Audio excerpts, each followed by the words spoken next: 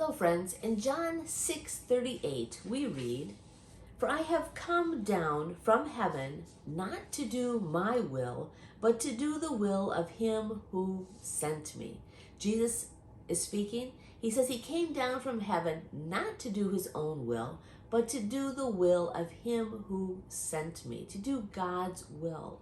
So what we're looking at today is that God and Jesus have separate wills. God has a will, and Jesus has a will. Let's see how it's translated in the New Living Translation. It says, "For I have come down from heaven to do the will of God who sent me, not to do my own will." And the King James Version says, "For I came down from heaven not to do mine own will, but the will of him that sent me." Not to do my own will, but to do the will of him that sent me. And we find this also in Matthew 26, verse 39, when Jesus is in Gethsemane. It reads, "Going a little farther, he, Jesus, fell with his face to the ground and prayed, 'My Father, if it is possible, may this cup be taken from me, yet not as I will, but as you will.'"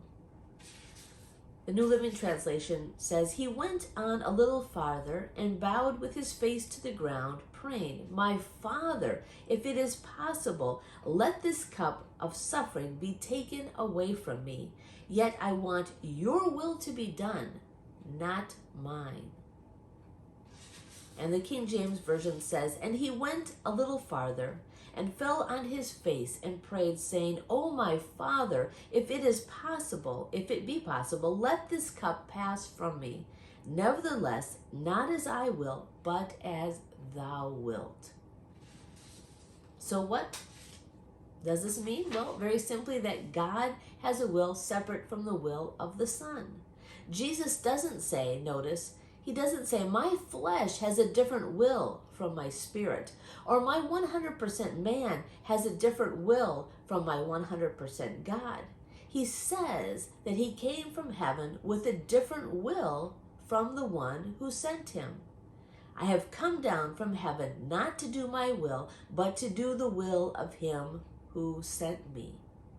So this was from the beginning. He had a different will from the will of God. He had that before, he had that at Gethsemane, and he has that now. He has a separate will. Isn't this the very thing that we pray? God, not our will be done, but your will be done.